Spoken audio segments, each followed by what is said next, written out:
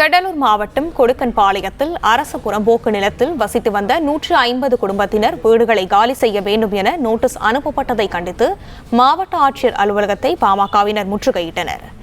இதை பற்றின மேலும் விவரங்களை எமது செய்தியாளர் லெசி ராஜா வழங்க கேட்கலாம். லெசி ராஜா, வணக்கம். விவரங்கள் என்ன பகிரலாம்?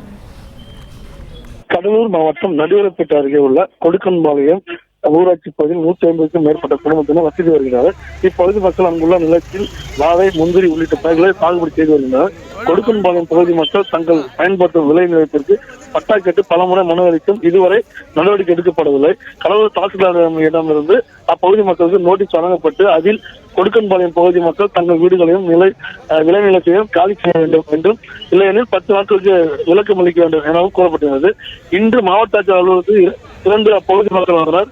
இதனால் 3 டிஎஸ்பி தலைமையில் 100க்கும் மேற்பட்ட போலீசார் மாவட்ட ஆட்சியர் அலுவலக வாயில் குவிக்கப்பட்டனர். மனு கொடுக்க உள்ள அவர்களே அனுமதிக்கப்படவில்லை. இதனால் பதட்டமான சூழ்நிலை ஏற்பட்டது. பாமக மாவட்ட செயலர் முத்துகிருஷ்ணன் போலீசாரிடம் பேச்சுவார்த்தை நடத்தினர். அவர்களை உள்ளே அனுமதிக்காததால் தொடர்ந்து பதட்டமான சூழ்நிலை நிலவந்தது. அவர்களை கைது செய்வதற்கு காவல்துறை வாகனமும் தயார் நிலையில் நிறுத்தப்பட்டிருக்கிறது.